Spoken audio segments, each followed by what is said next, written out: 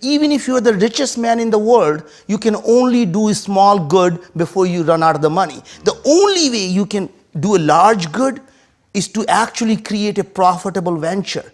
If you care enough to solve the problem, then build a business that actually solves the problem. And if you make it profitable enough, you can go out and expand that and take it to billions of people around the world, or else you'll always be stuck for 100,000 people or 10,000 people or 1 million people.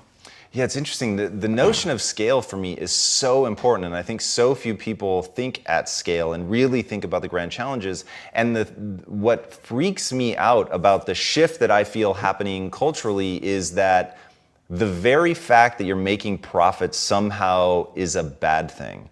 And I've heard you say, and I really agree with this, that mentality is holding us back. That is correct. See, when people are afraid to say that they make money because somehow make them feel guilty, and it's part of it is a fault of the society.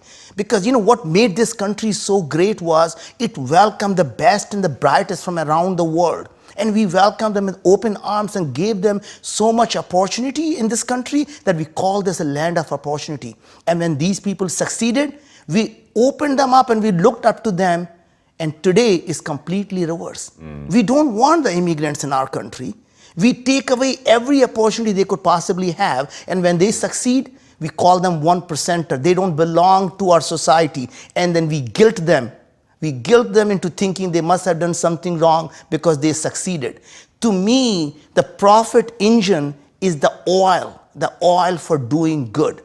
If you can't make profit, how can you possibly impact the lives of billions of people? So the way you need to think about it is that if you really care about something, then you go, the day you start a company, ask yourself the first question: God forbid, if I'm actually successful in doing what I'm doing, how is it going to impact 1 billion people? And if it's not, why would you do that?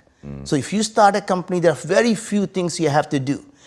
Ask yourself, what are you willing to die for? And then live for it. And if you can do that, you will find your calling. You will find the things that you actually care about. And when you care about something deep enough, you will go out and solve the problem. And if you can make it profitable venture, then you will actually make a serious impact in the world.